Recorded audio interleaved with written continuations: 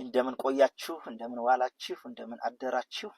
የእግዚአብሔር ቤተሰቦች ባላችሁበት የምድር ዳርቻ ሁሉ የእግዚአብሔር ጥበቃ፣ ሰላሙ፣ ቸርነቱ ከእናንተ ጋር ይሁን። ከዚህ በመቀጠል የኤክሌሽያ ዓለም አቀፍ የጸሎት ህብረት ማስታወቂያ እናገራለሁ። ኤክሌሽያ ዓለም አቀፍ የጸሎት ህብረት ዓላማ በዚህ ዘመን ያለችው ቤተክርስቲያን በጸሎት የተጋች እንድትሆን የምትሄድ ወንጌልን የምትሰብክ በፍሬ የታጀበች እግዚአብሔርን የምታውቅና ከእግዚአብሔር ጋራ የምትጓዝ ጠንካራ ቤተክርስቲያን እንድትሆን ይጸልያል፣ ይተጋል።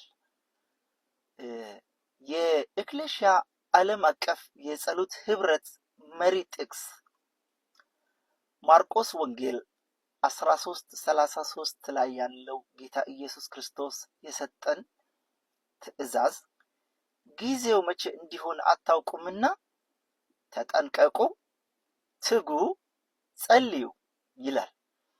ስለዚህ ኤክሌሽያ የዓለም አቀፍ የጸሎት ህብረት በጸሎት በጣም ያምናል። የጸሎታችንም ትኩረት በቀደመው ዘመን የነበረችው ቤተክርስቲያን በመንፈስ የተነቃቃች ቤተክርስቲያን በዚህም ዘመን ደግሞ እንድትፈጠር አቅም ያላት ቤተክርስቲያን እንድትሆን ሰዎች ሁሉ የመንግስቱን ወንጌል እንዲሰሙ፣ እንዲድኑ፣ ወንጌል እንዲሄድ ብርቱ ጸሎታችን ነው። ስለዚህም ላልዳኑት ደህንነትን ለዳኑትም ደግሞ አንድነትን እንሰብካለን። የ21ኛው ክፍለ ዘመን ቤተክርስቲያን ሞዴል የቀደመችው ቤተክርስቲያን ናት። የአገልግሎት ሞዴል ሐዋርያት ናቸው። የህይወት ሞዴል ሞቶ የተነሳው ኢየሱስ ክርስቶስ ነው። ስለዚህ በኤክሌሽያ